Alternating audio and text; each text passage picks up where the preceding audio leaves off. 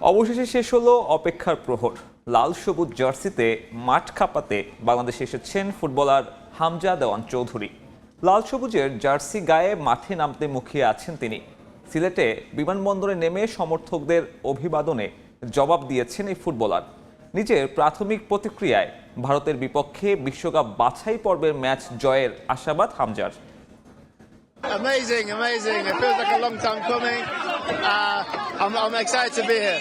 Yeah, very much so. Hopefully 2 wins, 2 derbies. So inshallah we'll win and we'll progress. Inshallah আমরা win করবো। আমরা big dreams আছে আমরা বাংলাদেশের সঙ্গে। আমি কোচ হাভিয়ার সঙ্গে ম্যাচি বুতা আর ইনশাআল্লাহ আমরা win করে progress করতে পারবো। এই মুহূর্তে সিলেটের ওসমানী আন্তর্জাতিক বিমানবন্দরে আছেন রিপোর্টার এস.এম. ইকবাল। হামজাকে বরণের সবশেষ খবর জানতে সরাসরি যাচ্ছি তার কাছে। মতো হচ্ছে একটু বাইরের পরিস্থিতি দেখে নিচ্ছে। গাড়ি প্রস্তুত হয়ে গিয়েছে, তার গাড়ি বহর প্রস্তুত হয়ে গিয়েছে। হামজার পরিবারের সদস্যদের আমরা দেখতে পাচ্ছি তারা যে ভিআইপি রুম, সেই ভিআইপি রুম থেকে হচ্ছে তারা বের হচ্ছেন। হ্যাঁ, ভিআইপি রুম থেকে তারা বের হচ্ছেন আমরা দেখতে পাচ্ছি। অল্প কিছুক্ষণের মধ্যেই কিন্তু আপনারা দেখতে পারবেন হামজা চৌধুরীকে। হ্যাঁ, হামজা চৌধুরী তার ফ্যামিলি নিয়ে বের হয়েছেন, তার পরিবারের সদস্যরা বের হয়েছেন আমরা দেখতে পাচ্ছি। তবে একটি কথা আমরা বলতে চাই যে আসলে একটু ছাড় দিতে হবে সবাইকে, কারণ হামজা দীর্ঘ সময় ভ্রমণ করে এসেছেন, সেই বিষয়টিকে কিন্তু আসলে সবাইকে মাথায় রাখতে হবে। এবং এখানেই কিন্তু শেষ নয়, হবিগঞ্জের বাহুবলে পৌঁছানোর পর স্নানঘাটে পৌঁছানোর পরে কিন্তু সেখানে বেশ কিছুক্ষণ ধরে বেশ কিছু আনুষ্ঠানিকতা রয়েছে, সেটার জন্য কিন্তু আসলে স্পেস দিতে হবে, সেটার জন্য কিন্তু আসলে প্রস্তুত থাকতে হবে। সুতরাং সবকিছু মিলে বলা যেতে পারে যে আসলে যে রিসিপশনটা যেভাবে হওয়ার কথা ছিল সেটা হয়তো বা হয়নি। তবে সামনে আসলে দিন ফুরিয়ে যাচ্ছে না, সামনে আরো অনেক দিন রয়েছে। সেখানে নিশ্চয়ই হচ্ছে আসলে হামজাকে পাওয়া যাবে, হামজাকে দেখা যাবে, হামজাকে কাছ থেকে ভক্তরা অনুশীলন দেখতে পারবেন, হামজার পারফরমেন্স দেখতে পারবেন, হামজার কথা শুনতে পারবেন, সবকিছুই করতে পারবেন। হামজা দেওয়ান চৌধুরী নিঃসন্দেহে এই মুহূর্তে দেশের ফুটবলের সবচেয়ে বড় তারকা। কদিন ধরেই সমালোচনা হচ্ছে সোশ্যাল মিডিয়াতে, বাংলাদেশের সবচেয়ে বড় তারকাকে হামজা চৌধুরী না সাকিব আল হাসান। সেই বিতর্কে আসলে যাওয়ার কোনো সুযোগ নেই, সেই বিতর্ক করারও কোনো প্রয়োজন নেই। একজন ক্রিকেটার আর একজন ফুটবলার, একজন দেশের ক্রিকেটকে দীর্ঘ সময় সার্ভিস দিয়েছেন, আর একজন বাংলাদেশের প্রেমে পড়ে, বাংলাদেশের ফুটবলের প্রেমে পড়ে, দেশের প্রেমে পড়ে হচ্ছে বাংলাদেশকে সার্ভিস দেওয়ার জন্য এসেছেন। তিনি ঠিকঠাক ভাবে সার্ভিস দিলে তার কাছ থেকে 10 থেকে 12 বছর একটা সার্ভিস পেতে পারে জাতীয় ফুটবল দল। নিশ্চয়ই তখন বলা যাবে যে আসলে দেশের প্রেক্ষাপটে হামজা দেওয়ান চৌধুরী বাংলাদেশের জন্য আসলে কতটুকু করলেন বা কতটুকু করেছেন।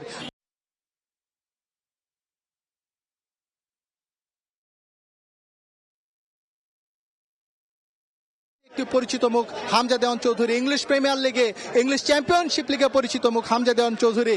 এই ফুটবলার এখন যখন মাঠে পারফর্ম করেন তখন কমেন্টেটরসরা কিন্তু বলেন বেঙ্গলস ব্লেড, অর্থাৎ হামজার ট্যাগলাইনও কিন্তু চেঞ্জ হয়ে গিয়েছে। শেফিল্ডের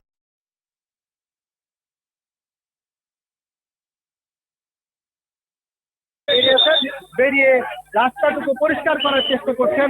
আমতল ফেডারেশনের কর্মকর্তারা বেরিয়েছেন, পরিবারের যে করছেন হামজা তার পরিবারের সদস্যদের নিয়ে বেরিয়ে আসবেন।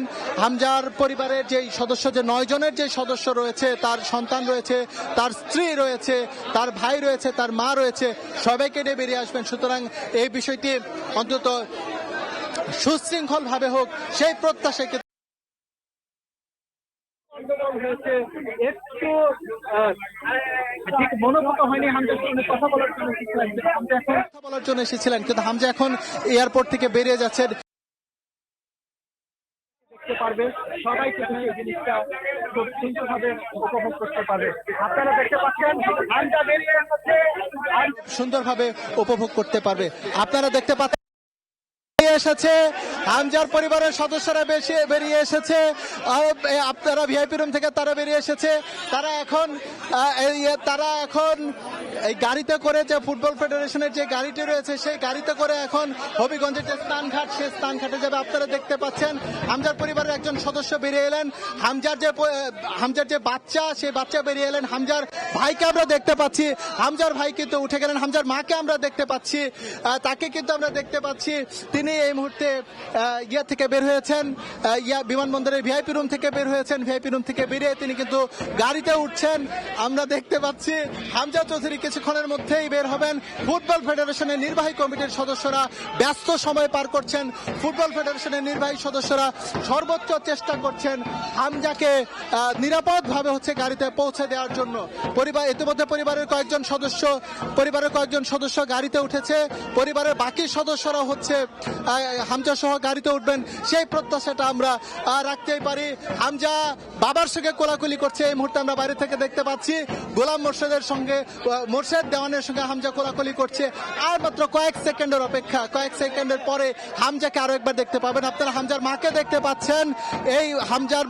পাচ্ছেন, তিনি কিন্তু এই মুহূর্তে গাড়িতে উঠলেন, বিমানবন্দরের ভিআইপি রুম থেকে তিনি গাড়িতে উঠলেন। আপনারা সময় সংবাদের পর্দায় দেখলেন হামজা বেরিয়ে এসেছেন, ভিআইপি রুম থেকে তিনি বেরিয়ে আসছেন, কারো সঙ্গে হয়তোবা কথা বলছেন। আমরা এই বাইরে থেকে যতটুকু দেখতে পাচ্ছি ফোনে একটু কথা বলছেন। হামজার বাবাকে আপনারা দেখতে পাচ্ছেন, হামজার বাবা কিন্তু এইমাত্র আমাদের সামনে দিয়ে বেরিয়ে কিন্তু গাড়িতে উঠলেন।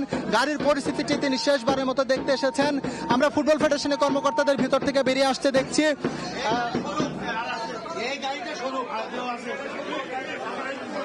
আমরা দেখতে পাচ্ছি গাড়িতে সম্ভবত একটু সমস্যা হয়েছে। আমরা একটা ফুটবল ফেডারেশন কর্মকর্তার কাছ থেকে একটু জেনে নেব যে এই গাড়িতেই কি হামজা যাবেন কিনা, নাকি গাড়িতে অ্যাকোমোডেশন হবে কিনা। সম্ভবত না, হ্যাঁ, আমরা যেটা ধারণা করেছিলাম যে গাড়িতে তার পরিবারের সদস্যরা অবস্থান করছে সেই গাড়িটি কিন্তু ক্লোজ করে দেওয়া হচ্ছে, ছেড়ে দেওয়া হচ্ছে। এই গাড়িতে করে শুধুমাত্র তার পরিবারের সদস্যরাই যাচ্ছেন, এই গাড়িতে করে কিন্তু পরিবারের সদস্যরা যাচ্ছেন।